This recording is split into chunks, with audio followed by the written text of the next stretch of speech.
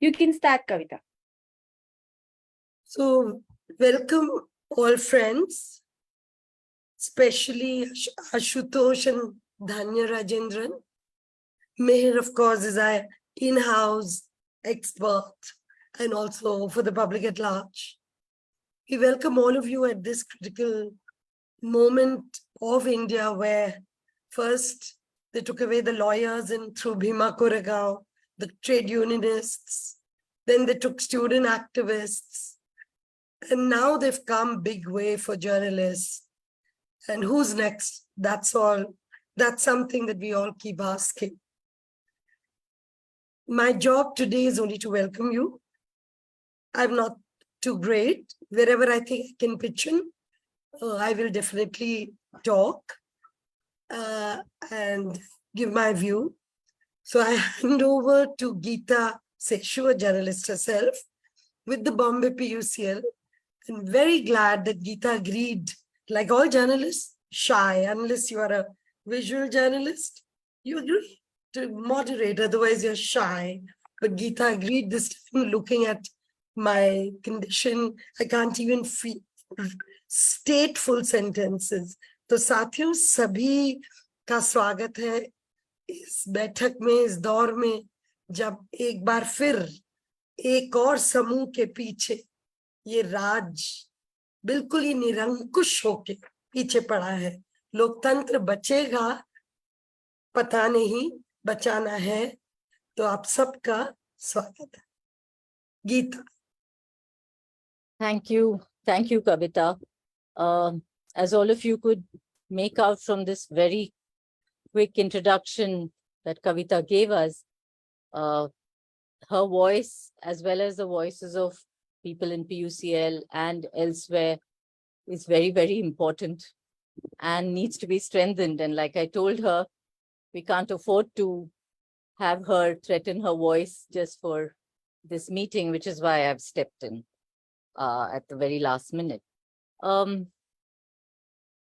I don't think I need to say anything really about the situation that we are all in today and why PUCL decided to have this discussion. Over the last 2 weeks, we've been seeing these raids, the kind of shock that all of us experienced with the scale of the kind of attack which was unleashed on the media. This is not really something new. If we look at the kind of data that some of us who work in Free Speech Collective also have been tracking, there has been a lot of number of instances of attacks on journalists. There have been killings of journalists, total impunity in terms of the kind of justice delivery. As we keep saying and we keep reminding ourselves, we've had only 3 convictions for the number of journalists who were killed. We've had journalists who've been arrested on the most flimsiest of charges. Journalists like Siddiq Kapan, who were arrested under UAPA just even before they could even write their stories. So I think all of us are extremely worried. And there have been many meetings since the raids on Newsclick. But each time we come together really to discuss what is happening to the world of the media, what is happening to news media, we are in some senses groping in the dark. We are left guessing. But we are also, I think, very strengthened by the fact that we come together and raise this very, very strong voice. So today's meeting is really part of that entire initiative. It is also, as the title of today's discussion is, framed about the kind of threat that we are facing for our democracy. So I'd like to invite our speakers. None of them really need an introduction, but I would still like to introduce them. We have Ashutosh, who is a very, very well-known television news anchor. He was managing editor of IBN 7 when he gave up covering and commenting on politics and plunged straight into politics.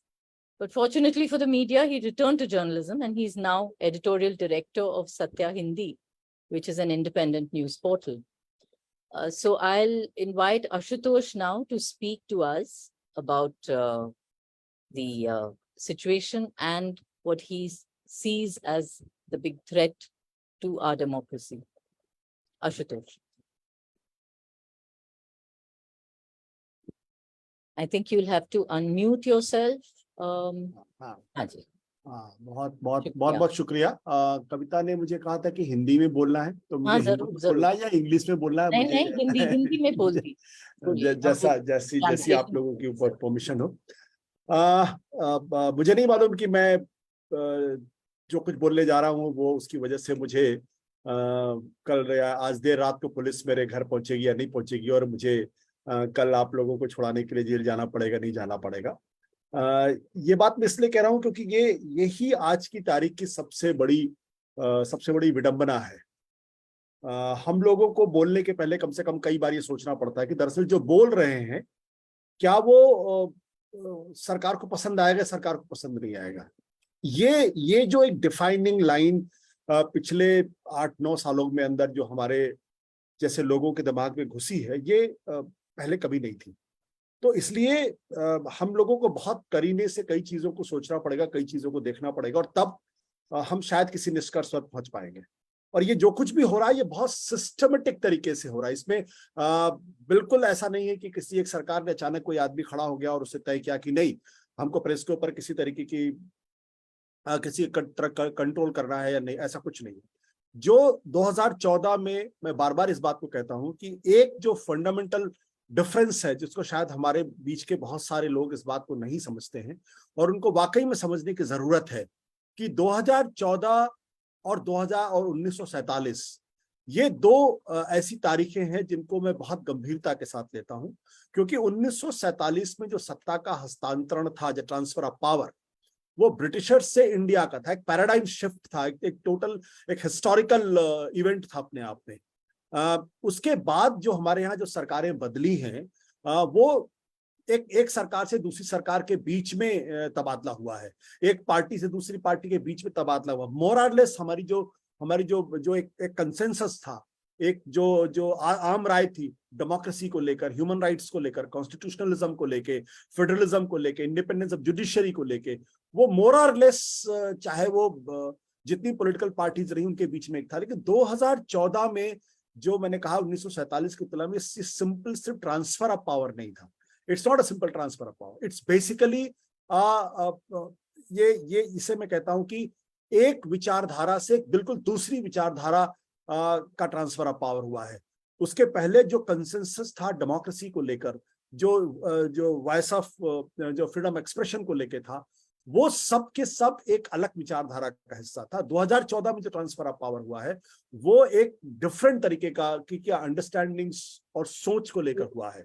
तो पहला फर्क तो हमें करना पड़ेगा कि 2014 वो simply एक मनमोहन सिंह से मोदी सरकार को ट्रांसफर ऑफ पावर नहीं हुआ, बल्कि एक सेकुलर जो विचारधारा थी उसकी जगह पे एक दूसरी विचारधारा आई जो आरएसएस की विचारधारा है, जो अपने आप में हिंदुत्व की विचारधारा है, जिसको हम कम्युनल विचारधारा कहते हैं, जो हेट पर डिपेंडेंट है. ये वो विचारधारा है जिसकी बुनियाद है एंटी मुस्लिम हेट. ये हमको समझना पड़ेगा. और 2014 का जो पूरा कंसेंसस पुराना था वो पूरी तरीके से खत्म होता है. एक नई तरीके की विचारधारा जब सामने आती है तो मैं उसको अपने तरीके से डिफाइन करते हुए कहता हूं it's basically a March of it's a beginning of ideological state in this country. और जो आइडियोलॉजिकल स्टेट्स होती, हो सकता है मेरे बहुत सारे दोस्तों की मेरी बात उतनी पसंद ना आए, लेकिन मेरा साफ तौर पर मानना है कि हिंदुस्तान पहली बार एक विचारधारात्मक राज सत्ता को देख रहा है, एक आइडियोलॉजिकल स्टेट को देख रहा है. और ये आइडियोलॉजिकल स्टेट का जो फंडामेंटल्स है वो ये कि आपको एक पूरे every structure of the state, every element of the society has to work for the construction of an utopia, and everybody has to contribute in that. And those who will not contribute, those who will try to defy, are those who will not take part into that that process of construction, उनको या तो subdue कर दिया जाएगा, या उनको marginalise कर दिया जाएगा, या उनको सिस्टम से बाहर कर दिया जाएगा। तो जो लोगों को ये लग रहा था कि 2014 के बाद, और मेरे बहुत सारे ऐसे एकेडमिया के बहुत सारे लोग थे जिनको लगता था कि जब नरेंद्र मोदी आएंगे, जब बीजेपी की सरकार आएगी, तो कोई बहुत ज्यादा फर्क पड़ने वाला नहीं है। वो शायद इस बात को भूल रहे थे कि BJP is not simply a political party, it's basically ideology, and this ideology is entirely is basically जो है वो नेहरू गांधी की विचारधारा से पूरी तरीके से अलग है। तो जो मैंने कहा कि सबको काम करना पड़ेगा उस यूटोपिया, यूटोपिया है क्या? वो यूटोपिया हिंदू राष्ट्र। तो उस यूटोपिया को बनाने के लिए, चाहे वो जुडिशरी हो, चाहे वो प्रेस हो, चाहे वो डेमोक्रेटिक स्ट्रक्चर्स हो, चाहे वो फेडरलिज्म हो, चाहे वो कोई भी चीज हो, एनीथिंग, सबको उस दिशा में काम करना पड़ेगा। अगर वो उस दिशा में काम नहीं करेंगे, तो फिर अगर जुडिशरी उसमें रेजिस्टेंस पैदा करेगी, तो जुडिशरी की इंडिपेंडेंस खत्म किया जाएगा। अगर प्रेस उस रास्ते में रुकावट पैदा करेगा, बाधा पैदा करेगा, तो प्रेस की इंडिपेंडेंस भी खत्म होगी। और अगर उसके रास्ते में अगर पार्लियामेंट आएगा, तो पार्लियामेंट में भी को भी दिक्कतें आएंगे। संविधान अगर उस रास्ते में पड़ेगा, तो संविधान को भी बदला जाएगा, और पूरी तरीके से एक अलग तरीके की बात। तो सबसे पहले हम ये समझ लें कि the nature of the state क्या है। तो nature of the state is very very different, let's be very clear on that. And that's why after 2014 हम ये देख रहे हैं कि किस तरीके से जुडिशरी के ऊपर प्रेशर है, प्रेस के ऊपर। प्रेस तो पूरी तरीके से सरेंडर कर दिया है, मतलब प्रेस में कुछ कहने के लिए आज की तारीख में बचा है ही नहीं। They have totally surrendered. There is hardly anybody who's fighting and who wants to stand up and to question. So ये जो नेचर ऑफ द स्टेट है, इसको अगर हम समझ लेंगे तो बात समझ में आएगी। दूसरी बात ये कि हम बार बार कहते हैं डेमोक्रेसी को लेकर, क्या इनको डेमोक्रेसी में यकीन है? बिल्कुल इनको डेमोक्रेसी में किसी तरीके का कोई यकीन नहीं। If you read RSS original literature, तो आपको पता चलेगा कि they believe in unitary form of the government, unitary form of the government, and it's very clearly written in there इनके लिटरेचर में बिल्कुल साफ लिखा हुआ है। Unitary form of the government का मतलब ये होता है कि एक नेता होगा, एक संसद होगी और एक देश होगा। ये जो राज्यों, अलग अलग राज्य हैं, अलग अलग चीफ मिनिस्टर्स हैं, अलग अलग विधानसभाएं हैं, इसका कोई मतलब उनकी नजर में है नहीं, क्योंकि उनको लगता है कि जब हम अलग अलग चीफ मिनिस्टर्स होते हैं, अलग अलग स्टेट्स होते हैं, अलग अलग लीडर्स होते हैं, तो बेसिकली इसकी वजह से जो हमारा जो रोबस्टनेस ऑफ द स्टेट है, वो कमजोर हो जाता है। तो उनकी नजर में जो डाइवर्सिटी है, ये कमजोरी का प्रतीक है। It's a sign of weakness. So इसलिए आप जब देखते हैं कि हर स्टेट में जहां पोजीशन रूल गवर्नमेंट्स हैं, वहां गवर्नर्स किस तरीके से बिहेव कर रहे हैं, they are basically a parallel power centre, and they behave in a most obnoxious way. So मैं ये जो बैकग्राउंड दे रहा हूं, वो इसी वजह से दे रहा हूं, ताकि हम आज कि जिस स्टेट में हम रह रहे हैं, उसका नेचर फंडामेंटली काफी हद तक बदल चुका है, और उसका प्रेशर हम जो है मीडिया में झेल रहे हैं, या प्रेस में झेल रहे हैं, या डेमोक्रेसी में झेल रहे हैं। अब मैं आता हूं आज की तारीख में प्रेस को लेकर। बहुत सिस्टमेटिकल, मुझे अच्छी तरीके से याद है, जब मैं IBN7 में when I was a managing editor, तो तकरीबन 8-9 महीने पहले की बात है। वहां पे I think it's maybe when Mr. Narendra Modi became the chief of the campaign committee of the BJP, and this happened in Goa, before Goa. Suddenly I realized कि हमारे मैनेजमेंट की तरफ से कहीं कुछ ये बात आने लगी कि आप लोग ट्विटर पे ये क्यों लिखते हैं, आप ट्विटर पे वो क्यों लिखते हैं, आप तो मुझे तो समझ में नहीं आखिर ये क्या हो रहा है। क्योंकि हमने तो उसके पहले कुछ भी लिखा, कभी किसी ने कोई ऑब्जेक्शन नहीं किया, कभी किसी ने कोई सवाल नहीं पूछा कि आपने मनमोहन सिंह को लेके क्यों, उनकी इस पॉलिसी को लेके क्यों आपने क्रिटिसाइज किया, आपने मनमोहन सिंह को पर्सनली क्यों क्रिटिसाइज किया, आपने सोनिया गांधी को क्रिटिसिज्म क्यों किया, आपने कांग्रेस पार्टी को क्यों क्रिटिसाइज किया। But then suddenly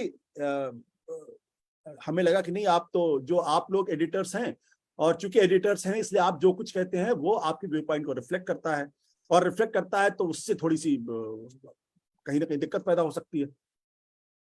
Then I realized that I think there is a pressure, and pressure इस anticipation के साथ आ रहा था कि 2014 में the government will change and the new leadership will take over.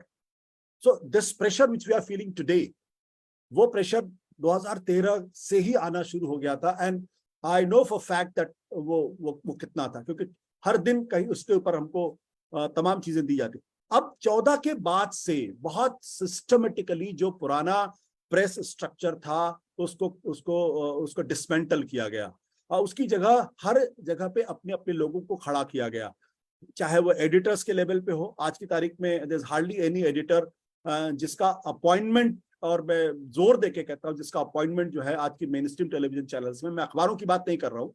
और क्यों मैं अखबारों के बारे में बात नहीं कर रहा हूँ, इसका भी एक बहुत फंडामेंटल रीजन है। अखबारों के लिए मैं इसलिए बात नहीं कर रहा हूँ क्योंकि एक चीज जो हमने सीखी 2014 के बाद, कुछ शब्द नए सीखे। क्या? नैरेटिव, इकोसिस्टम, एजेंडा, ये शब्द हमने पहली बार सीखे। इसके पहले हमको कोई नहीं कहता था कि आप नैरेटिव चला रहे हैं, कोई नहीं कहता था कि आप सरकार के खिलाफ एजेंडा चला रहे हैं, कोई नहीं कहता था कि आप प्रधानमंत्री से नफरत करते हैं, कोई नहीं कह रहा था कि आप एक खास इकोसिस्टम है जिससे आप लोग इंटरेक्ट करते हैं और आपको पता ही नहीं दुनिया में क्या हो रहा है। ये शब्द हमको 2014 के बाद सीखने को मिले। तो जो नैरेटिव शब्द है ये बहुत इंपॉर्टेंट शब्द है। इसलिए इंपॉर्टेंट शब्द ये है क्योंकि टेलीविजन चैनल ही दरअसल आज की तारीख में नैरेटिव कंट्रोल करते हैं। हिंदुस्तान की 140 करोड़ की आबादी है, बहुत कम लोग अखबार पढ़ते हैं, लेकिन लोग टेलीविजन देखते हैं। जो विजुअल इम्पैक्ट है, अगर, और उस विजुअल इम्पैक्ट ही इस देश के अंदर नैरेटिव सेट करता है। इसलिए 14 के बाद से अगर नैरेटिव इस देश का कंट्रोल करना है, अगर इस देश की सोच को कंट्रोल करना है, अगर लोगों को ब्रेन वॉश करना है, लोगों के खास तरीके का ह्यूमन बीइंग अगर बनाना है, तो उसके लिए जरूरी यह है कि उस नैरेटिव को कंट्रोल किया जाए और उस नैरेटिव को जो लोग क्रिएट करते हैं उस इंस्ट्रूमेंट को कंट्रोल किया जाए। इसलिए टेलीविजन चैनल्स को पूरी सिस्टमेटिक तरीके से कंट्रोल किया गया। वहां ऐसा कोई एडिटर आज की तारीख में नहीं है जो सरकार की आलोचना कर सके। वहां ऐसा कोई एंकर इक्का दुक्का को छोड़ दीजिए जो कर सके। वहां पे होता वही है जो दरअसल सरकार चाहती है, और उनके जो ऑफिसर्स हैं वो लगातार इस चीज को कंट्रोल करते हैं। जो उस लाइन को नहीं फॉलो करता है उसको या तो इस्तीफा देना पड़ता है या फिर उसको अपने सिस्टम में पूरी तरीके से किनारे कर दिया जाता है। और अगर आप थोड़ा सा डिफाइंस होते हैं तो फिर एनफोर्समेंट डायरेक्टरेट तो है ही, सीबीआई भी है, इनकम टैक्स भी है, पुलिस वाले भी हैं। वो आपके यहाँ छापे मारेंगे, आपके यहाँ कुछ भी नहीं मिलेगा, फिर भी अखबारों के अंदर खबरें प्लांट होंगी और आपको बताया जाएगा कि आप दुनिया के कितने बड़े अपराधी हैं। अब आप अदालतों में घूमते रहिए, आपको कहीं किसी जगह से कोई चीज मिलने वाली नहीं है। तो जो पहला काम किया गया वो ये कि इस देश के नैरेटिव को कंट्रोल किया जाए, और वो नैरेटिव जो बनाता था टेलीविजन उसको कंट्रोल किया। अखबारों से इनको थोड़ी सी प्रॉब्लम होती है, लेकिन वो अंग्रेजी के अखबारों से उनको बहुत ज्यादा प्रॉब्लम नहीं होती है। इनको इंडियन एक्सप्रेस में क्या छप रहा है उससे बहुत ज्यादा फर्क नहीं पड़ता, टाइम्स ऑफ इंडिया में क्या छप रहा है इससे बहुत ज्यादा फर्क नहीं पड़ता। हाँ, जो हिंदी के लाखों में बिकने वाले अखबार है, जिनके 60 एडिशन है, 50 एडिशन है, जो हर जिले में पहुंचते हैं, और जो हिंदी भाषी या मलयाली भाषी जो आम आदमी है, या जो तेलुगु भाषी हैं, या जो बंगाली भाषी, वो अखबारों को वो जो एक नॉर्मल, जो बहुत ही आम आदमी उसको टच करते हैं, जो इलीट्स को टच नहीं करते हैं, उनको फिर बहुत सिस्टमेटिकली कंट्रोल किया गया, और वो उनकी स्टेज 2 थी। अब स्टेज 3 आ गई, क्योंकि पिछले दिनों डिजिटल प्लेटफॉर्म्स पे कुछ ऐसे प्लेटफॉर्म्स हैं जो आज भी डिफाइंट है, आज भी इर्रिवरेंट हैं। वो सरकार से सवाल पूछते हैं, प्रधानमंत्री से सवाल पूछते हैं। तो अब धीरे धीरे जो न्यूज क्लिक का जो ये अटैक है, ये बेसिकली डिजिटल प्लेटफॉर्म्स को बहुत करीने से एक संदेश देने की कोशिश की जा रही है कि अब आप लोग सुधर जाइए, बकरे की माँ कब तक खैर मनाएगी। कल आज इनके साथ ये हुआ है, और इसमें इंपॉर्टेंट बात क्या है, इंपॉर्टेंट बात ये है, ये नहीं है कि न्यूज क्लिक क्या छापा पड़ा, छापा तो पहले भी पड़ा। ये इंपॉर्टेंट बात नहीं, खिलाफ FIR दर्ज हुई है। ये इंपॉर्टेंट बात नहीं है कि उनको प्रवीण प्रकाश को जो है वो चाइना से वो फंड्स ले रहे हैं, इसलिए उनके ऊपर एक तरीके का देशद्रोह का आरोप लगा। The most important thing is कि उनका जो अरेस्ट है वो UAPA के तहत अरेस्ट है। यानी आप एंटी टेरर एक्ट में बंद कर रहे हैं, और ये सारे डिजिटल प्लेटफॉर्म के लोगों को संदेश है कि आपके खिलाफ हम किस हद तक जा सकते हैं। This is the limit. मतलब अगर आप UAPA के अंदर बंद है तो फिर आप समझ लीजिए आपको 1.5-2 साल तो आपको जमानत मिलने वाली नहीं है, आपको सुप्रीम कोर्ट तक लड़ना पड़ेगा, और वहां भी हो सकता है आपको जमानत मिल जाए, हो सकता है आपको जमानत ना मिले। दैट्स व्हाई दिस होल ये तब शुरू हुआ था जब सिद्दीक कप्पन के साथ शुरू हुआ। हम लोगों में से बहुत सारे लोग अनअवेयर थे कि सिद्दीक कप्पन, चलो ठीक है, सिद्दीक कप्पन केरला का एक जर्नलिस्ट है, उनको चलो अरेस्ट कर लिया, तो क्या हुआ, कितने दिन अरेस्ट रहे वो, 2 दिन नहीं, लगभग 2.5 साल। उनका अपराध क्या था पता नहीं, किसी को मालूम नहीं, क्या करने जा रहे थे कुछ नहीं। बट उनको ये बताने की कोशिश की गई कि देखिए, ये जो सिद्दीक कप्पन के बहाने कि भाई आप लोग समझ जाइए अभी, लेकिन फिर भी कुछ लोग समझने को तैयार नहीं थे। तो अब प्रवीर पुरकायस्थ न्यूज क्लिक के माध्यम से ये बताने की कोशिश की गई है कि भाई अब आप लोग समझ जाइए, ये जो प्रेस की आजादी है, ये सब यहाँ नहीं चलेगा। और इसलिए नहीं चलेगा क्योंकि डिजिटल प्लेटफॉर्म्स जो है अब वो बहुत तेजी से उनका प्रसार हो रहा है, लाखों की संख्या में लोग उनको सुनते हैं, और नहीं सुनते तो कम से कम वो वहां आकर वो बात कहते हैं जो आज के तारीख में अखबारों के अंदर हिम्मत नहीं है, टेलीविजन चैनल्स के अंदर हिम्मत नहीं, लेकिन कुछ लोग हैं जो खुलकर कहते हैं, जो खुलकर प्रधानमंत्री से सवाल पूछते हैं कि प्रधानमंत्री जी, जब इजराइल का मसला आता है तब आप अचानक ट्वीट तो कर देते हैं, लेकिन मणिपुर पे आप चुप रहते हैं, मणिपुर में आपकी सरकार कुछ नहीं करती है। ये सवाल डिजिटल में कुछ लोग पूछ रहे हैं, कुछ प्लेटफॉर्म्स पूछ रहे हैं, मजबूती के साथ इस सवाल को पूछ रहे हैं। ये उनको पसंद नहीं है। और ये सिर्फ एक व्यक्ति की बात नहीं, कभी कभी हम ये कंफ्यूज करते हैं कि ये सिर्फ एक आदमी की वजह से, बिल्कुल नहीं, ये एक आदमी की वजह से नहीं है। ये पूरा एक सिस्टम है, ये पूरी एक विचारधारा है। वो आदमी रहेगा नहीं रहेगा, इससे कोई बहुत ज्यादा सिस्टम बदल जाएगा, मुझे ऐसा लगता नहीं है। कम से कम मेरी जो समझ है वो कहती है कि 19-20 का ही फर्क हो सकता है। और बहुत सारे लोग कहते हैं, देखिए जब 2002 में तो उस वक्त ऐसा माहौल नहीं था, पर शायद लोग ये भूल जाते हैं कि 2002 गुजरात में दंगा हुआ था, और उस दंगे के समय देश के प्रधानमंत्री कौन थे ये सबको मालूम है। उन्होंने उस दंगे को रोकने की कोशिश क्यों नहीं की? ये सवाल कोई नहीं पूछता। ये सवाल बहुत इंपॉर्टेंट है, क्योंकि जिनके दिमाग में कंफ्यूजन है कि ये लोग ज्यादा लोकतांत्रिक थे, ज्यादा सेकुलर थे, वो इसलिए थे क्योंकि कोएलिशन गवर्नमेंट थी। वो विचारधारा उस वक्त भी एक्टिव थी, और वो उस विचारधारा का असर था कि नरेंद्र मोदी को हटा नहीं पाए अटल बिहारी वाजपेयी। वो कौन सी चीज थी जो रोक रही थी? जी नहीं, सही है जो आप कह रहे हैं। और मुझे लगता है कि मैं आपको वापस यही सवाल पे हम लोग और भी चर्चा करेंगे एक सेकंड राउंड पे। जैसा आपने कहा, ये डिजिटल मीडिया के ऊपर बहुत ज्यादा अभी ये जो अटैक हो रहा है न्यूज क्लिक का, तो मुझे लगता है कि अभी हम धन्या से जरा पूछना था मुझे कि क्योंकि धन्या राजेंद्रन जैसा, since all of you are familiar with the News Minute, Dhanya Rajendran is also come from television, and she was a television anchor, co-founder and editor-in-chief of the News Minute. She's been an outspoken voice against injustice and is president of DigiPub News India Foundation, which is a very robust platform for digital news. And from what Ashutosh was telling us, I mean, the fact that the television broadcasting media was first attacked, the print media was already very compromised because it is so weakened in terms of advertising revenue and its dependence on the government. There's very little, and there is also very total disregard for print, actually. And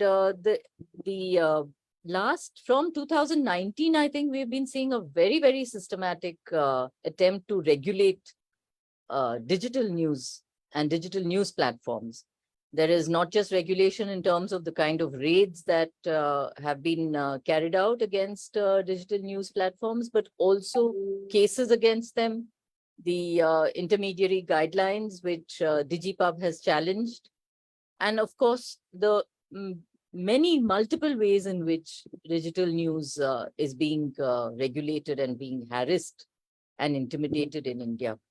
So Dhanya, if you could speak a little bit about all of this, and also about the huge threat to news really and news gathering, because this is the one space that we look forward to in terms of giving us some kind of information about what is happening.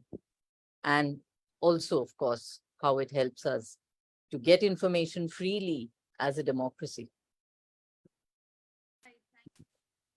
You will have to unmute. Dhanya, please unmute.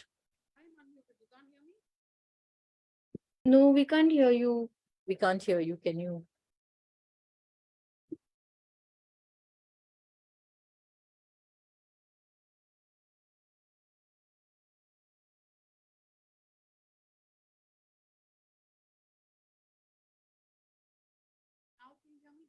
No. Check your volume Danya, Can you just check can you- all volumes. Volume? Otherwise, exit and come back. We can take Mayor if you. Yeah. Would you be able to do that?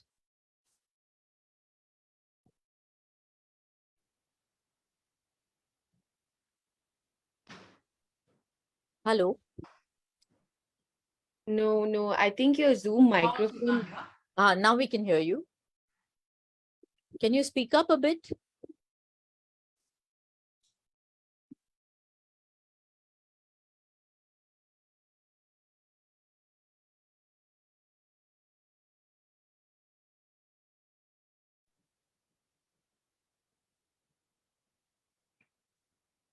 Geeta will. We're just trying to get Dhanya back. But in the meantime, of course, She's here. She's here. yeah, here you are. Okay, here we go.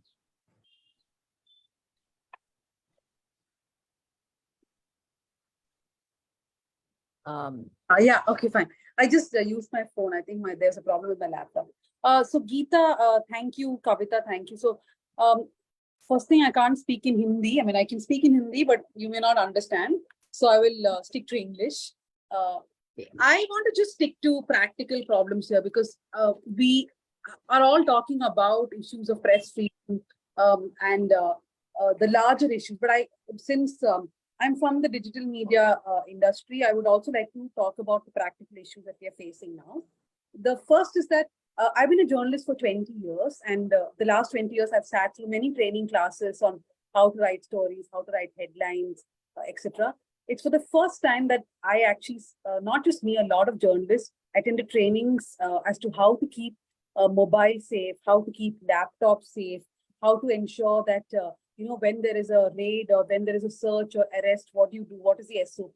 So I find it very strange, almost dystopian, that we have to be doing these kind of events now to tell people as to how do they keep themselves safe.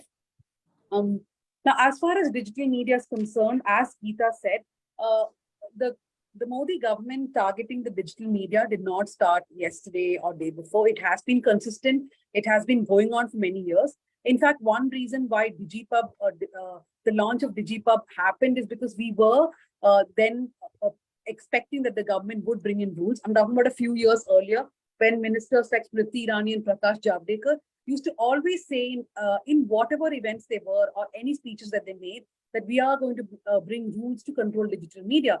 That's when a few of us decided that it's very important that we put together an association as soon as possible. We had been discussing this for many, many months. Abhinandan Sekhri of News Laundry actually initiated the discussion, but it went on for too long because, to get so many people on board. So the last minute we felt that we had to somehow launch it. That's how DigiPub started.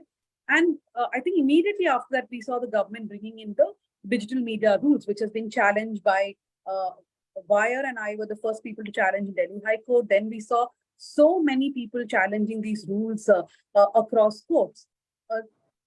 There seems to be some relief from the Madras High Court, but the government has never really spoken about it, and they have gone on introducing amendments. Now, how has that taken a toll on all of us? We all have to first become part of associations. Everybody has to pay the fee for the association, which is not easy for a lot of digital media organizations that are existing month on month. And I'm not exaggerating here. And on top of that, we also have the grievance committees. We have a grievance member cell in our own website. Then we have a grievance committee. For example, DigiPub as a committee, which is headed by former Justice Madan Lokhul.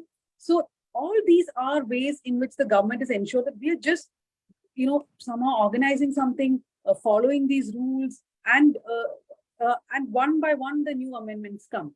Now, just when we were dealing with that, started the arrest, whether it's in Kashmir, whether it's in Uttar Pradesh, cases being filed. Then came Siddiq Kappan's case. Siddiq Kappan was working freelance for a Malayalam website called Arimugam. And the kind of attack that Arimugam itself had to go through after Siddiq Kappan's arrest is not simple. The Quint had ED raids because we are one of our investors, the Quint, we had IT investigation for almost 3 years. The investigation was closed down, and the income tax department did not find any problem. But it's not like they're going to give me a gold medal saying there was no issue. And any time the investigations can start again. So a lot of websites that we know are going through this. The other big problem that most of us are facing today is really the lack of funding. Nobody wants to invest in digital media, and it's of absolutely no surprise. Anyone with a little bit of money in India, the last thing they want to do is put in digital media because that's very dangerous. The only foundation which we had, which still continues to give money to digital media, is the independent public spirited media foundation, which is run in Bengaluru. As you all must know, there were income tax raids on IPSMF a few months ago. So they too have been curtailed to a large extent. And I know personally how it is hitting websites. A lot of websites in Hindi, in Malayalam, Tamil, etc. Even video websites on YouTube, they were running with money given by IPSMF, and that's been impacted to a large extent. So the government at various levels, it's not, which is the reason why most people are now asking for subscription or membership, because there's no other way. So as Geeta said, what is the impact of on digital organizations? It's slow and steady. It's like my colleague actually describes it as a zombie war. One zombie comes, we shoot it down. Next zombie comes, we shoot it down. So it just goes on and on. What has the Newsclick raids done? The first, of course, is the use of UAPA. We saw that happening in Siddiq Kapan's case. I mean, we've had history where Shahina KK had UAPA used against her. Then, of course, there are many other journalists. And then Siddiq Kapan's case and this one. The use of that law itself, I feel, is like threatening digital media journalists that this is a law that we use against you. And it's really narrative building, right? The ED had this case 2 years before. What were they doing about it? Suddenly the New York Times story comes and the narrative is built. That's exactly how the government is managing everything. It's all narrative. There is some conspiracy video which is floated on YouTube, or there's a conspiracy theory which comes on Twitter. In this, of course, the conspiracy theory came from New York Times itself. So there's a lot more credibility to what was said. And it became very easy for the government to use that plan. And once the raids took place, I think most of us here would not have even heard of any raid in the past where 46 individuals' phones and devices were taken, kept at least for a day or two. This has never happened anywhere. I mean, imagine a device is an extension of oneself, and that device was taken away. And we do not know what the police have done with these devices. There are two people still in jail. I think the chilling effect is quite concerning, especially for young journalists. As an editor, I also worry that people don't want to now choose journalism as their career. Because what do they get out of it? It's not like this is a job which pays them a lot. It's not like you are, before when you used to tell anyone I'm a journalist, there used to be a lot of respect for you. People used to say, oh, you are a journalist. But these days, you don't even get that. You're half the time you face issues because you speak out, people are trolling you, and it does take a toll on journalists. So I feel the chilling effect of all this is going to be quite severe. And many people would want to either not be journalists. Many organizations will think twice. The self-censoring, I feel, is going to really increase, which is a big concern that I have. That one thing this government has made sure is that there will be a lot of self-censoring. I don't know. I think the screen is going on changing. Someone is trying to do sharing. Geeta, I'm done with what the points I have to make.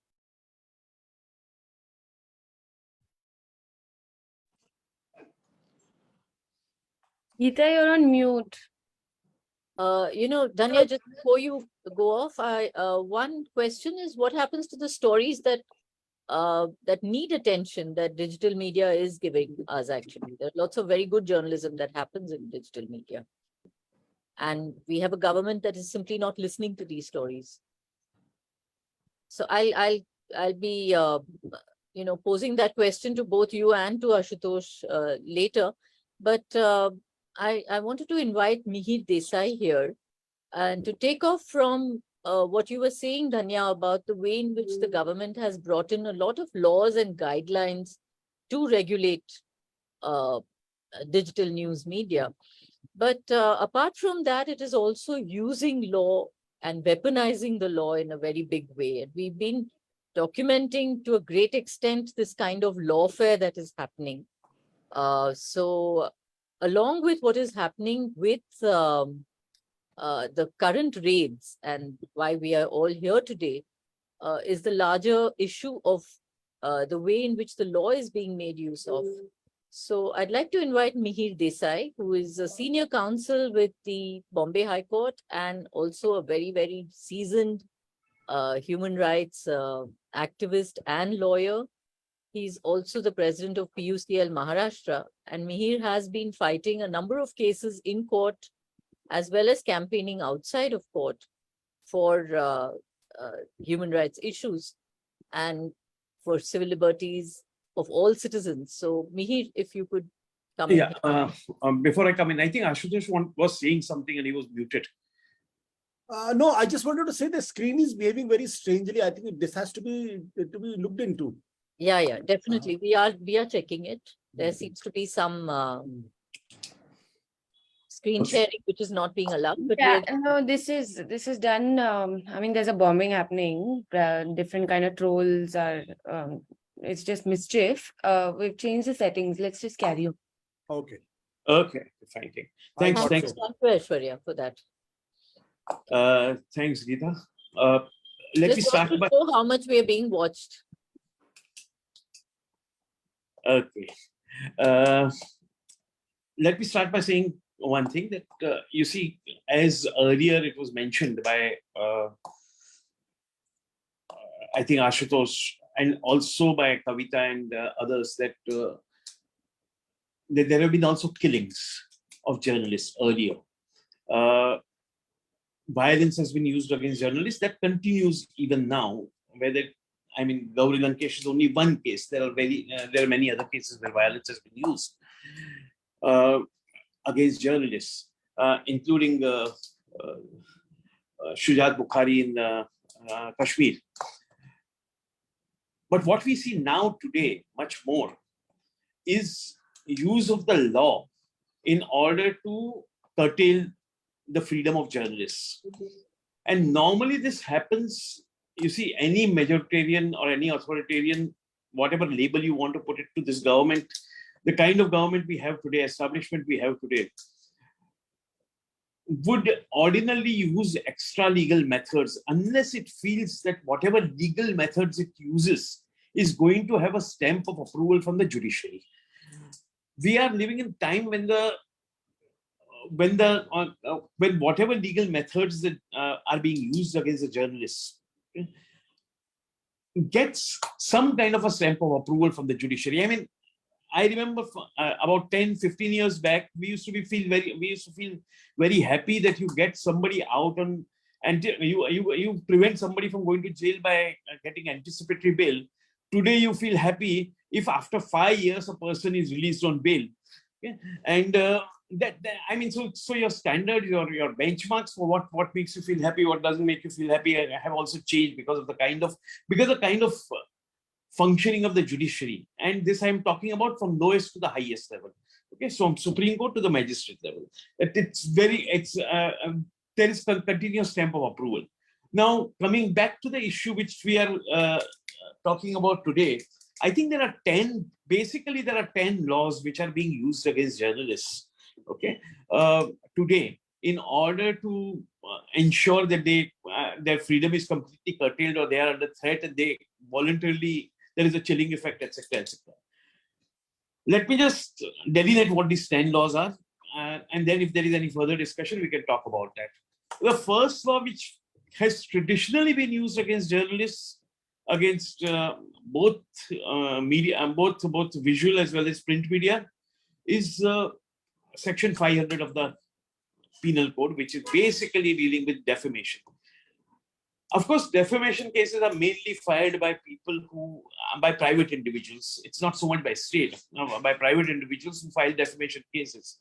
Criminal defamation was challenged as being unconstitutional, but the Supreme Court said nothing unconstitutional about it, let it remain, and so it remains. And so criminal defamation continues to be a legal tool available either to persons who are being supported by the government or by private corporate entities, etc., to stop journalists from speaking what they want to speak. Other laws which have been used, the second one is the IT raids, which already, I think earlier it was talked about the IT raids happening. If you speak a little more, if you write a little more, if you communicate a little more than IT rates or something which are, so the Income Tax Act is being used.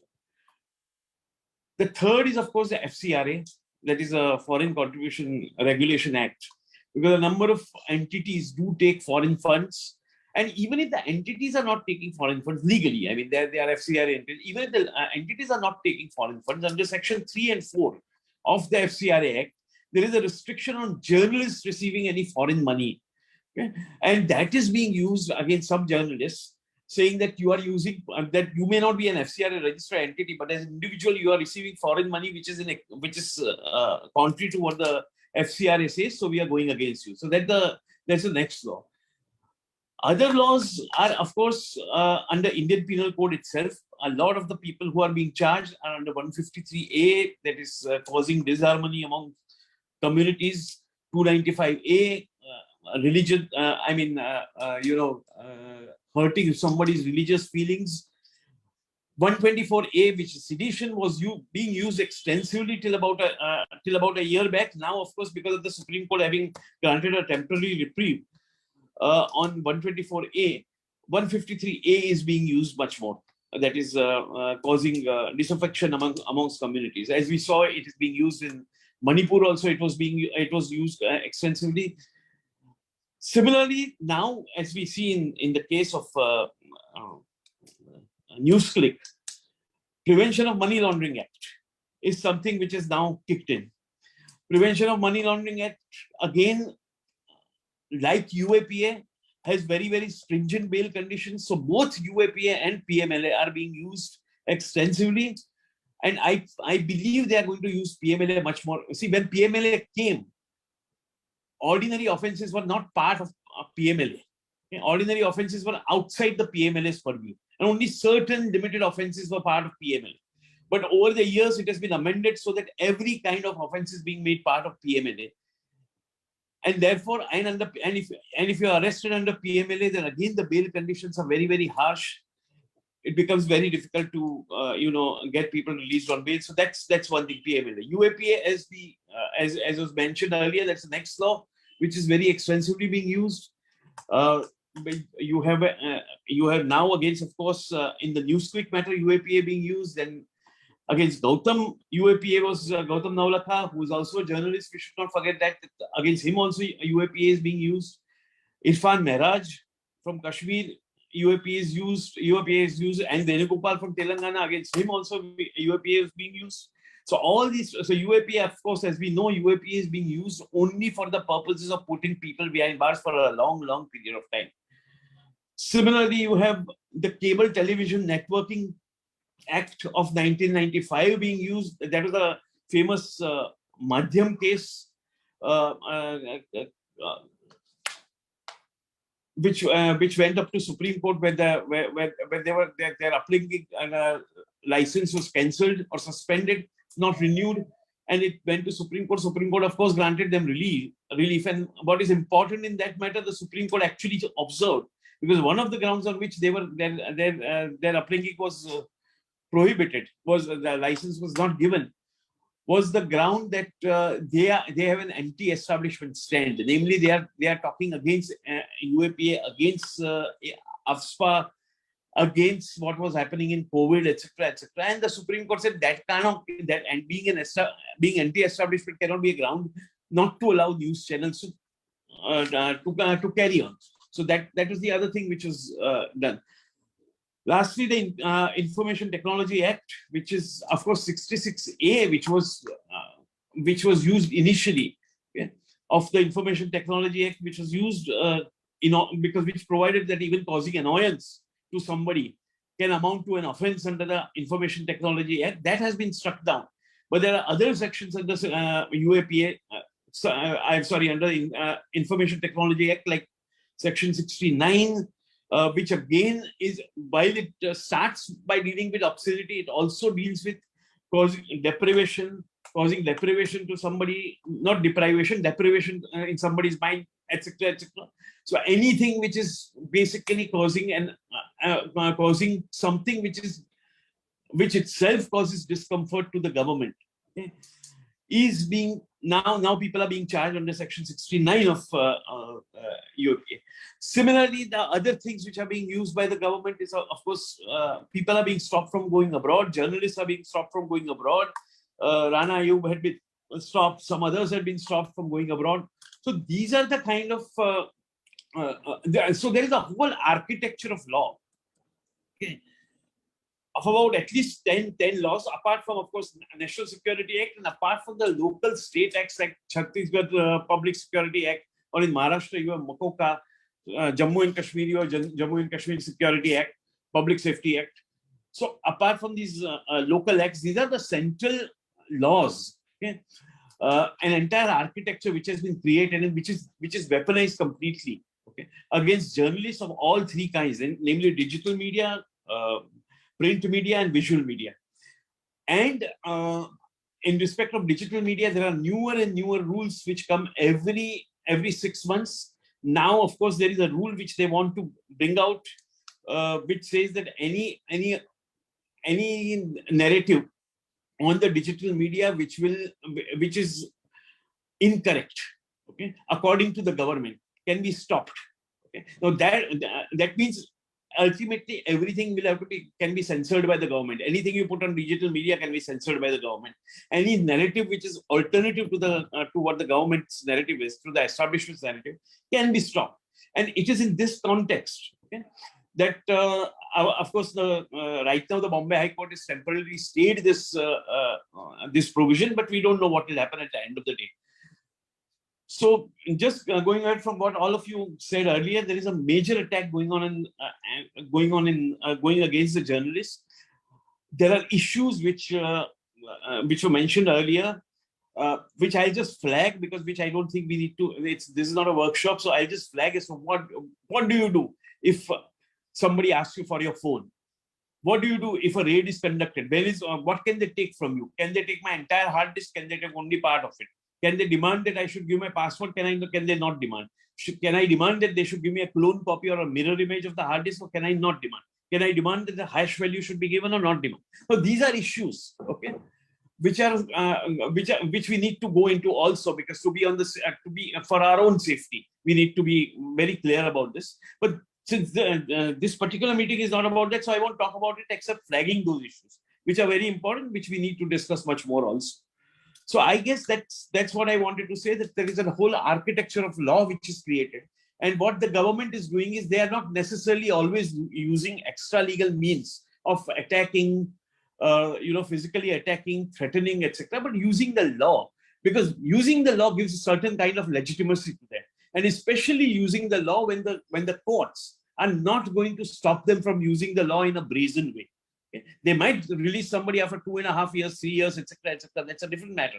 They might give interim relief to somebody, like it happened with the Editors Guild in Manipur, where the Delhi Supreme Court gave, where the Supreme Court gave the interim protection. But by and large, this does not happen, because how many people can reach the Supreme Court? How many people, and even if you reach the Supreme Court, there is no guarantee that you will get anything. I mean, in some individual cases you might get, other cases you won't. So this is, the government has understood this very well, that the courts are with us. Okay? And in that scenario, to have continued legitimacy, that look, we are using the law. I mean, we are not going against the law, we are using the law. These people have violated the law, and that's why we are going against it. And this is the kind of sense which is being right now prevalent, and which is being projected. That's all. Thanks, Peter. Thank you very much, Mihir. That was, what can I say, very chilling and very clear sense of what we are really up against. So like Ashutosh said earlier, this question of how institutions are being undermined, and what you said in terms of the way in which we cannot expect really any sort of immediate relief or any hearing from the courts. I want to come back very briefly to Ashutosh, because we really need to understand this, since you Ashutosh, have worked in mainstream media, and we are seeing now, as Dhanya said, this question of the excessive or how would you put it, the kind of regulation of news funding sources, like the new ways in which digital media, which is trying to be independent, is being regulated. But at the same time, you have advertising revenues being distributed very freely to media that is pliant and that is complicit. We have a very clear media policy, for instance, in Kashmir, where the government is very clear that it will not provide any kind of advertising revenue or any sort of support or revenue that it is supposed to give to as government to media that is what they call anti-national, or media that has staff who have been charged with any kind of offense. And as all of you know, I mean, Kashmir is really like a black hole for us today. So what do you think about this situation, Ashutosh? See, I think it's a very difficult situation, and we in Satya Hindi, we are running a website, but basically we are focusing on our digital channel. And what we have deliberately done that let's not take money from anybody, neither from the government nor from any other source, because the way the government is tracking everybody, almost anybody and everybody who is critical of the government, is first attack is that what is your source of income, and if they find some hanky panky here and there, and then they just attack. So we deliberately there were many people who are willing to give us money, who are willing to invest in our ventures. We said thank you, no, we don't need it. And firstly, I'm not very sure that from where the money is coming. Secondly, there's no guarantee that if these people, if they became a stakeholder, then tomorrow or the day after, suddenly you'll find that there were pressure from the government and they have your company is out of your hand. The way it has happened with NDTV, the way it has happened with other ventures also. So we are basically dependent on our subscriber and dependent on the Google payout. And also we on a daily basis, we say that we are doing an independent journalism. So anybody who supports that, please pay us and roll down. There is a proper system over there, and through that you can pay us some amount of money. You know, I'm trying to understand really how sustainable that is. And I want to ask Danya too, because you have a whole lot of members from DigiPub who are, you know, independent journalists and who really, you know, a lot of news sites, for instance, are behind paywalls. And there doesn't seem to be any way in which you can avoid that. No, absolutely not. It's actually making journalism, it's making information inaccessible to a large number. Yeah, unfortunately, yes, Geeta. And one thing I want to point out a little differently from what Ashutosh said, I don't think the government even waits for any hanky-panky. The government just if the government wants to target you, it will. You don't have to be doing anything wrong. For example, like I said, 3 years we had IT searches. They didn't find anything, but that did not stop them from starting the search or the raid or the seizure, right? Now, what I was also looking at, we all go for a lot of international journalism events where a lot of foundations come and they do fund journalism across countries, but even that does not come to India. In fact, the running joke in some of these conferences is that we fund journalism in Pakistan and Afghanistan, but we just can't do it in India. Even to give a small, I'm talking about small fellowships, it's become very, very difficult. And is it sustainable? Clearly not. Like, look at Newsclick. Is the funding even illegal? Nobody is giving us clear answers of that. The government simply has created a narrative that it's some anti-national funding. And then you have all these auxiliaries of the government going on talking about how, okay, Probir is then part of DigiPub. That means DigiPub is also China. That means everybody else is also China. So, you know, you've created the narrative, and the narrative is so strong that there is no way. I mean, the first narrative was all this money is George Soros's. Then it came to, I forgot, one other country was, it was Canada and Khalistan in between. Now then it is China because of Newsclick. We don't know what is going to be next. So every time, when the whole Siddiq Kappan thing happened, it was about PFI funding. In fact, I had a police complaint filed against me in a police station, Bengaluru, saying that I'm a jihadi with Khalistani funding. Wow. And I had to literally go to the station and say I'm not a jihadi. Neither do I have Khalistani funding. Thankfully, the FIR was not registered against me, but the police complaint against me was given by a journalist. The same journalist who gave the complaint against Siddiq Kappan gave a complaint against me in a Bangalore station. If an FIR had been filed, there would be news reports saying Danya Rajendran's jihadi funding being probed by Bangalore police, because that's all it takes to create headlines, right? That's all it takes to write a story. So what I'm trying to say is that the chilling effect is on the job itself. It's on journalists who are here. We are not giving any confidence to young people to join journalism. We are not giving confidence to editors to run these portals, because sustainability is a huge issue for a lot of people. Survival itself is a question. How many people, I mean, I know I started membership, but it's not a viable model for us. I mean, there are very few people like The Wire and the News Laundry who have cracked that model because of certain things that they had. They have political stories, or they do certain things better than other people, but it's not a sustainable model for everyone. And forget all that. I mean, we'll all find ways to survive. I'm telling you, we'll all find ways to survive. But the problem is the attacks are just becoming more and more from all sides. And I really hope that the court intervenes in this matter in some judicious, really good way, which sets a precedent. Otherwise, these attacks are only going to increase after 2024, I feel. We have, yeah, really, I mean, it is absolutely. Danya, you're already predicting that it's coming back in 2024. How scary it is. I mean, I'm not saying that, but the state governments will still be there, right? So Yeah, that's, and Karnataka at least has shown us that it's possible for civil society to. No, I completely agree with Dhanya, because it's not a sustainable model. And in fact, we are running Satyendhi for the last 5 years, and it has got good base. But we are so scared to go to anybody and ask money, because we do not know. वो कहते हैं ना, बकरे की माँ कब तक खैर मनाएगी. You do not know when the midnight somebody will knock at the door and say, "Oh, you have to go to the court. You have to go to the jail," something like this. Or so it's a really very, very scary. You know, very scary. I keep saying that it's not just, journalists are like some kind of a barometer, really.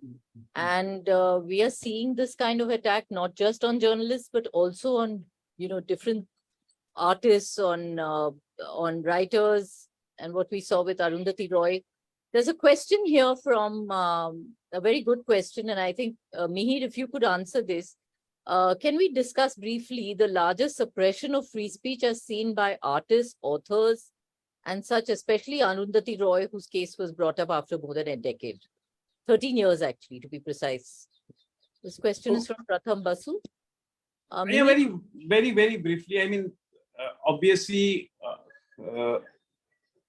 there are all these open FIRs which are always there against everybody. There are two kinds of open FIRs. One is an FIR in which you are named, but no action is taken for the time being, but it is never closed. So it can be reopened, or it can be activated anytime. Second kind of open FIRs are those where you are not named. It's like what happened with Khurram Parvez in Kashmir, that you an FIR where say that a mob of 100 came, nobody is named there. Okay. And from time to time, you put people inside that FIR saying, "Oh, now we have found out he was there, so now we are arresting him." So you have that kind of a situation, which is that this kind of dual FIRs, which open FIRs which exist, and that's what happened with Arundhati. I guess one of the reasons which triggered this was because she came out openly in support of the Newsclick, opposing the Newsclick raids. And therefore they activated. They couldn't do it for 124A because there is a stay. Otherwise, they would have done it with 124A, that is sedition. Okay, they didn't do it with sedition. The sanction was not for sedition for the other two things. Now she doesn't know whether she'll be arrested. She will not be arrested. Should she run to the court to get an anticipatory bail? Whether she'll get it, not get it. You see, it's all. So you are in the constant 24-hour tension. Okay, you don't know what is going to happen to you. In which FIR you will be roped in which FIR you will, they will just keep your name hanging and keep a kind of a hanging sword. So I think that is what is happening, that and it's not just with journalists. I mean, this is happening across civil society. Okay, whether these are civil society activists, trade union activists, whether these are Dalit rights activists, tribal rights activists, it's all kinds of academicians. This is students. Okay, this is happening across. Okay. And this is also happening to the journalists. So Of course, when it happens to journalists, it is even more alarming because the alternative narrative never comes out.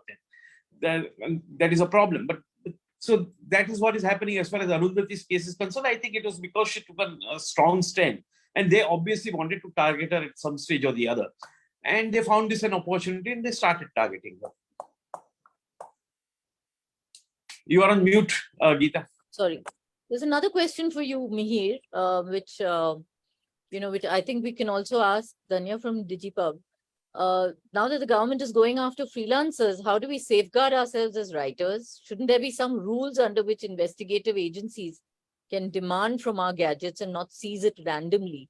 And I just wanted to add to this question. I think one of the most disturbing aspects of these kind of raids and the way in which the gadgets are seized is stories that journalists are working on, correspondence with their contacts, the sources that they have, all of them become vulnerable. And we saw that in the raid against the BBC, for instance, when the government ostensibly was targeting BBC's business interests, but picked up all the gadgets that journalists who were working in the BBC possessed. And the journalists normally would not have to have anything to do with the business side of the broadcaster. But in this case, of course, that all these rules are, of course, being completely broken. There's no rule of any kind, actually. If there's a rule, it has to be broken. That's the situation here. But what do you think? I mean, is there some way in which we can still make a demand for some sort of guidelines? Well, there is sorry, Danya, go ahead. Not a problem. I was just going to say that there is a case coming up, I think, next week for hearing. This was a petition filed by the Internet Freedom Foundation and Kunal Kamra. After the first Newsclick raids, this petition was filed about devices. DigiPub has also drafted a petition, which we are hoping a lot of associations will be part of. But we're waiting for what happens in court with IFF. See, the point, Geeta, is that we can't ask for relief, which is particularly for journalists, because the court may not want to grant it. Therefore, we need to ask for some sort of protection for everybody, right? Because like I said, device is an extension of a person. Like if you are investigating a case, is there a time period of how much you will clone or what you will take, and you give the hash value of your device when you take it, these kind of things. What are the guidelines that the police can follow? So we are waiting for the IFF's case to come up in court and see what the court says. See, just to add to what Danya said, there are two cases. Actually, there is another case which is also pending in the Supreme Court, filed by academicians, saying that lay down the guidelines about how you are going to, I mean, what are the guidelines for seizing devices, etc., because this particular problem also affects lawyers. Namely, if suppose somebody comes tomorrow and takes my device, I have privileged communication with my clients, okay, which is like just as you have sources, or academicians have material which may be very, very confidential, etc., etc. So how do you, I mean, what are the limits? The problem is that the Information Technology Act was drafted in 2000, and which was basically drafted, the whole purpose of the act at that point of time was to ensure that e-business is facilitated. That the act was directed towards e-business. Okay? Digital signature, this, that, and the other, no crimes being committed at that time. Yeah. The Evidence Act, which we are talking about, was drafted in 1860. Okay, so you are talking about laws which do not even deal with these kind of situations in particular. So you don't have any kind, and it helps the authorities that there is no law, okay, specific law. Okay, so you need certain kind of guidelines. You need certain kind of. I mean, we try to interpret, stretch the boundaries of the laws, etc., etc. As lawyers, we try to do that. Okay, you demand hash value, demand this, that, and the other. We do all that.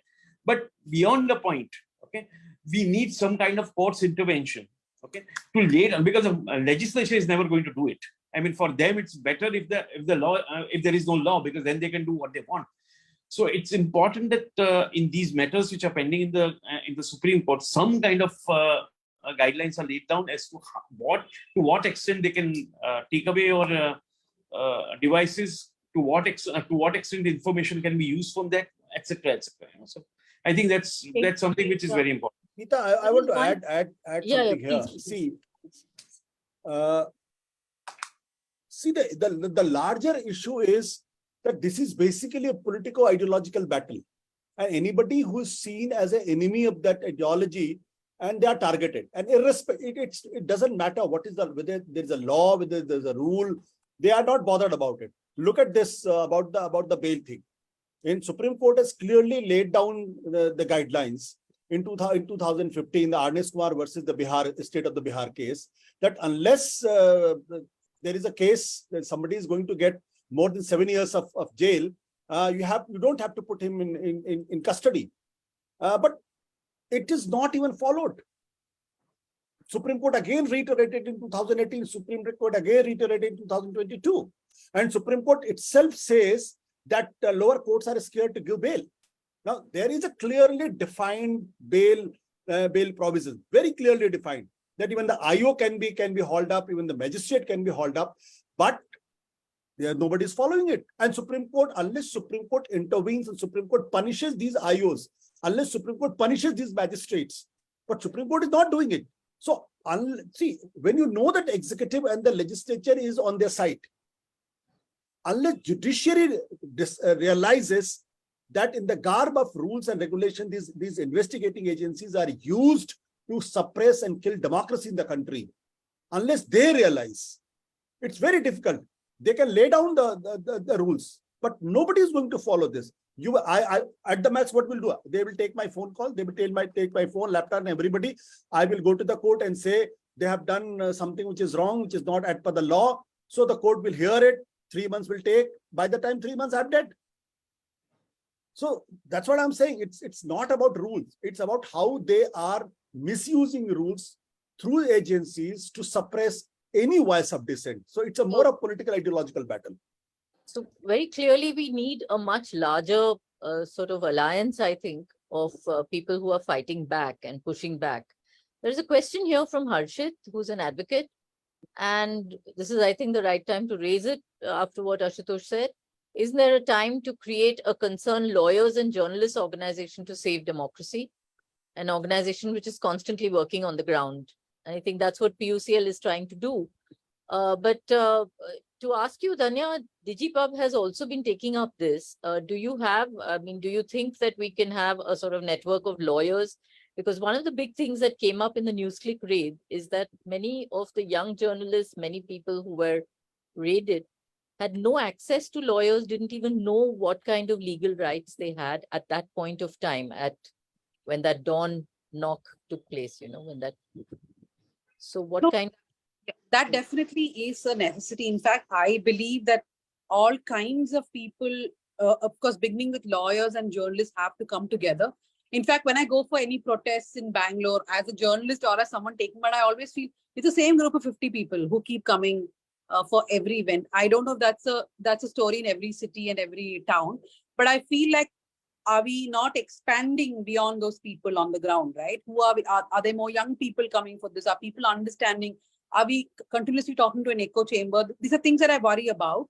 How can we come together? DigiPub, for example, has been reaching out to lawyers. We have a legal cell. We give free help to journalists when needed. We also have been consulting lawyers and making training modules for journalists on what to do, how to act, etc. And yes, within our own members, we help in whatever we can. And freelancers also, we have said that anybody who wants legal help can approach. And we've always been welcoming lawyers to work with us. So definitely any kind of partnership between lawyers and journalists is most desirable at this moment, at this time. Okay. Thank you for that. See, I just wanted to add, sorry. I just wanted to add something here, flowing from what Ashutosh was also saying, that I fully agree with that you see, ultimately, the courts have to punish the offenders who do not comply with the procedure. Okay. And we see time and time again, the courts saying, Supreme Court, High Court saying that, look, they have flouted the procedure. They have not, the arrest is without any kind of justification. Somebody has been handcuffed without justification. Somebody has been raided without justification. But I have never seen the court putting any of those people in jail or any kind of significant punishment. Can you hear me? Yeah, Yeah. yes. Can you hear me? Yeah, we can. So, Now, there is no at no stage any kind of punishment is imposed on these people. So they know, okay, the executive knows very well that, okay, if you violate the law, maybe after 10 years, somebody is going to say that this was not to be done, they should not have been done. But even at the end of the 10 years, even if they come to this conclusion, no punishment is going to be imposed on us.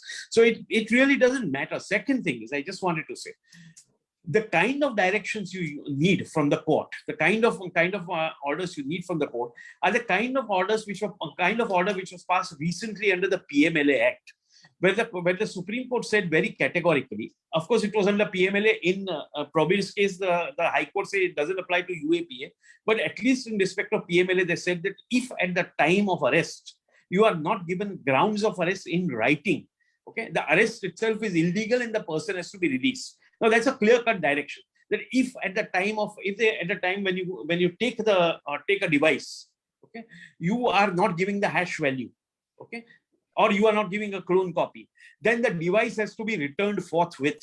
Directions which have some impact of that kind. Otherwise, general directions will not, as Ashutosh was saying, general directions will not help. You need specific directions which have repercussions, which have consequences for their violation. Otherwise, directions become become quite meaningless. They serve nice purposes in international fora to say how good the Supreme Court is, but beyond that, nothing. But Neer, did you notice on this issue itself about the Supreme Court that Tushar Mehta has said in the court that this was said in the context of the PMLA, not in the context of the Delhi police. So I'm absolved of that. If I'm arresting somebody, I'm not giving anything in writing. So it doesn't apply to me. Look at the audacity of the state. Audacity of the state. It's And they are absolutely blatant, really. There is one comment which has come from S. Krishnaswamy. He says there is no China link in the Newsclick case. It's a cooked up one. It's just the women fancy of the government. Don't you think it's just Gundaism that's going on from the government? One more question really has come from Charu, which says that do you think the misuse of laws will change after a change of government? And if the government doesn't change, what strategies can be adopted to stem the rollback of democracy? I'll take this along with another question really, which came earlier from Gautam. It says that for the third and fourth pillars, what is the action plan? And for us as people, how do we support you by subscribing? This would be for the media folk here. How do we most effectively counter this authoritarian attack?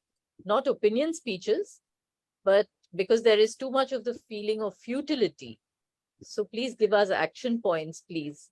Kavita, you had some points. Would you like to come in here? Would you like to come in and say? Yeah. Here. Definitely. I just want to say a couple of things. I think we'll need to do part 2 of this webinar because some very important questions have been raised. One is, please ignore the children's sound. Is it too noisy? Give me a minute. Fine, it's fine. Please don't shout. Please don't shout. We can hear that. We can hear. Was it meant for us or was it meant for the others? Raise your voice, but don't shout. Yeah. So of course, there are certain things which we'll have to take in part 2, and I think we should do it in a week's time. Because as Ashutosh started, and he said they can be at my doorstep tomorrow. Because anything that you say, do, whatever, can be criminalized and they'll be at my doorstep. So my simple question is that we know, Ashutosh, this is a politico-ideological battle, yet procedure is something that human rights workers use till the hilt. And procedural compliance is something that we get agencies, however hostile they be, to enforce. I must know the procedure. I need to know the procedure. Must I give my password? Must they hand over the authority letter of searching my house? You know, can they carry away all my devices? Because in this raid, they just did not take the devices. They took debit cards, credit cards. They took Aadhaar, all my identity cards, our passport. And the people, the 88 people who were raided, there's so many young women who had just received for 3 articles 12,000 or 10,000. They were raided.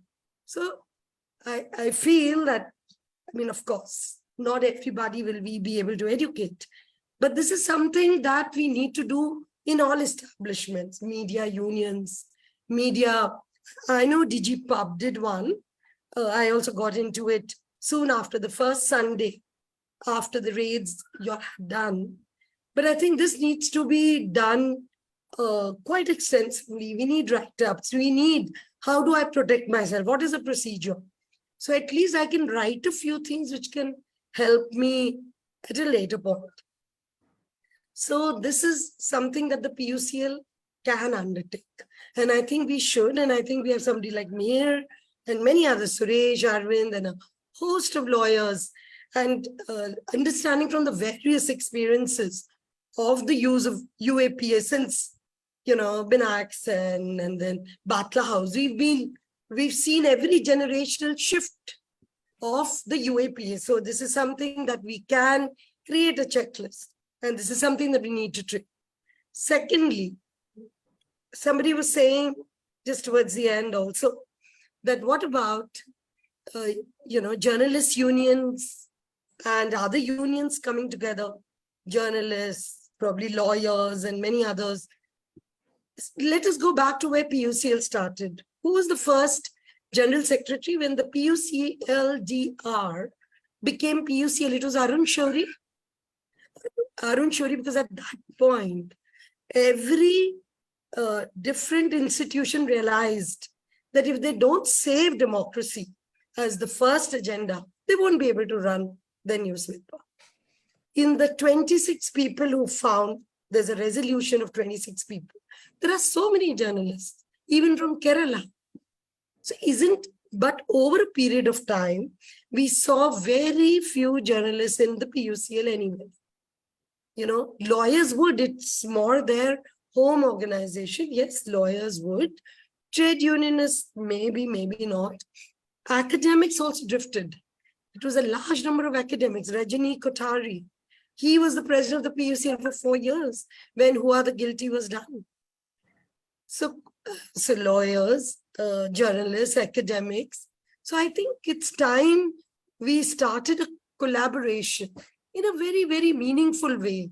We do it because both the presentations had that urgency. And, you know, we've lost a lot. A lot of time has also gone. And I think we need to do these collaborations. Yes, they're listening to us. They came to hack us. They will. That's all they can do. But they cannot take away our hope, spirit. They can bring back a 13-year-old case on Arundhati just to cause irritation. You know, they like to needle, they like to irritate. They can write about the PUCL regularly in Op India Organizer, Swaraj Mag. We wonder that are we next? You know, because so much over tension we are getting. It's coming in Hindi also. So I think it'll be very nice if we can actually do some sort of collaborative effort. The journalists have come together. In some ways, I think you'll have, yet the outrage doesn't exist anymore on the streets. It doesn't exist not only of journalists, it doesn't exist by and large. All the activists did one set of protests, that's it. So that is what they know. They said, yeah, they don't have time, these people. Bas ek baar aake chale jayenge. So we've got to talk about some of these things more seriously, because our dissent, you will take away our platform, the media platform, the digital platform, but you can't take me away from the streets. Even if you put me in jail, how many will you? After all, we are a huge population.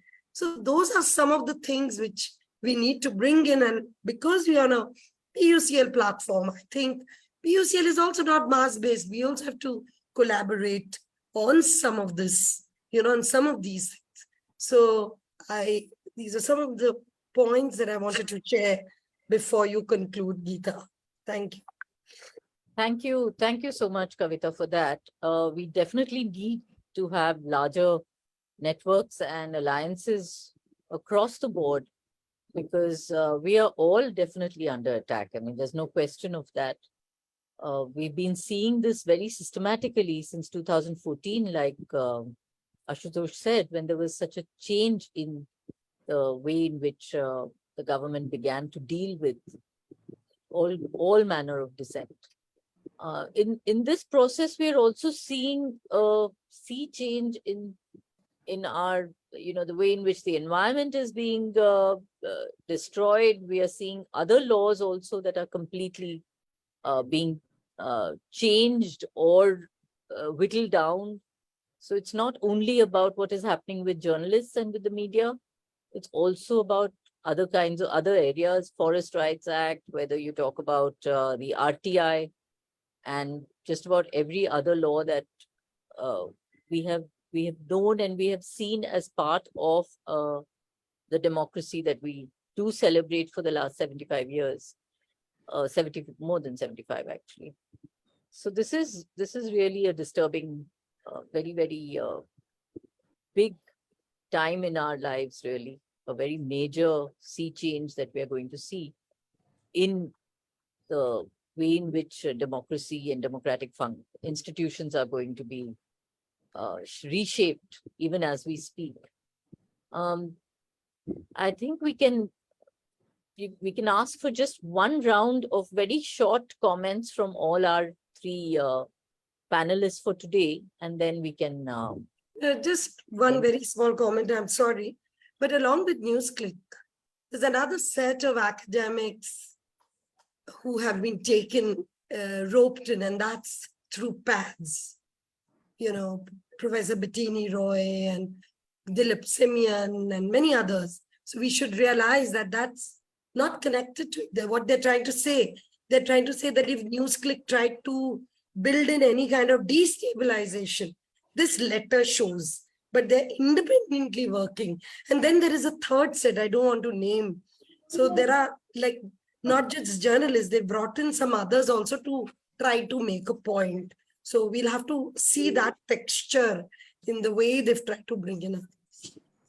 In the Newsclick way, in the Newsclick. Yeah. Yeah, but I think it's really like, a lot of what you said, Ashutosh, right at the beginning about how the narrative is constantly being shaped, and it's not a narrative that we're able to in any way counter very easily.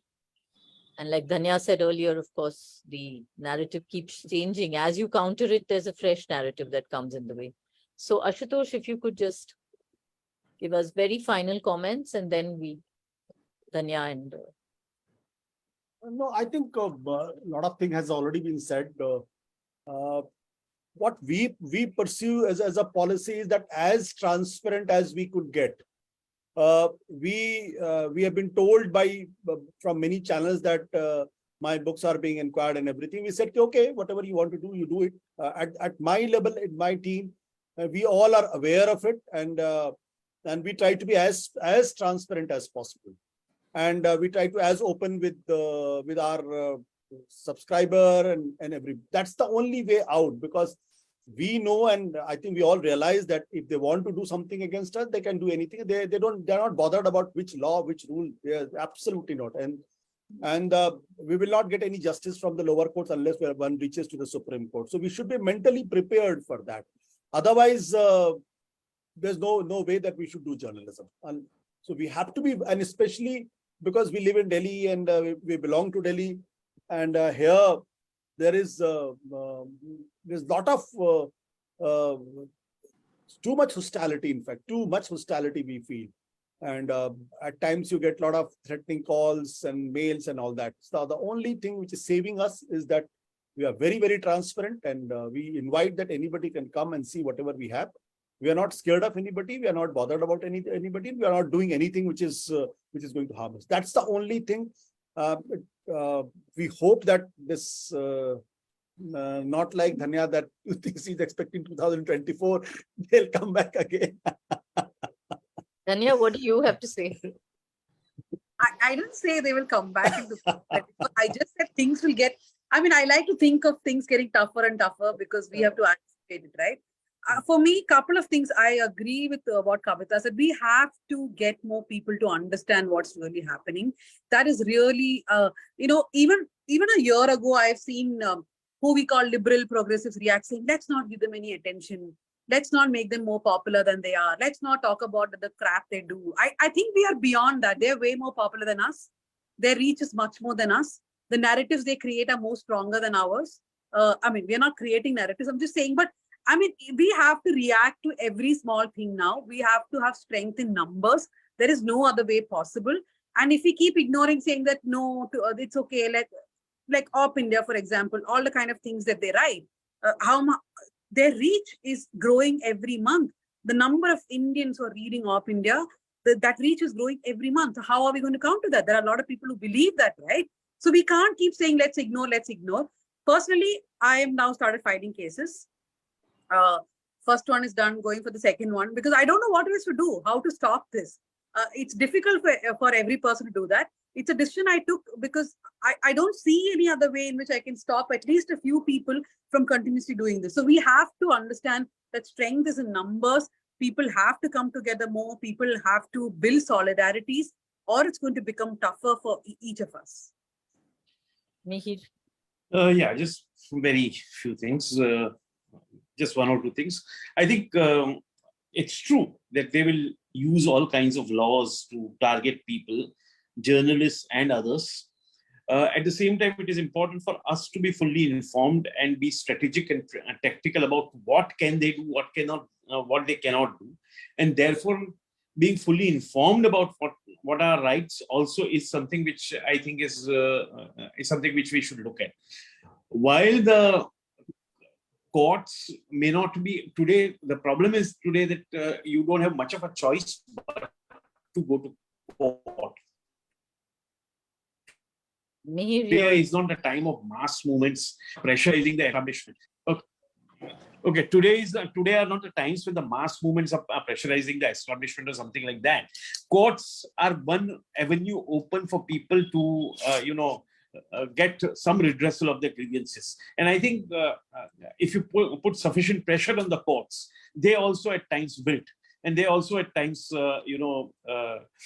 see reason. Okay, so I think it's important to use the courts, but use the courts very tactically and very strategically. Okay, because sometimes what happens is that if we use the courts in a way in which they should not be used, we get a counterproductive judgment which can affect everybody. So we have to use it very, very, very, very tactfully and strategically. That's all I wanted to say. Thanks. Okay, thank you, Mihir, for that. Dhanya, Rajendran, and Ashutosh. This has been most interesting. And a lot of thought-provoking comments and lots of takeaways from today.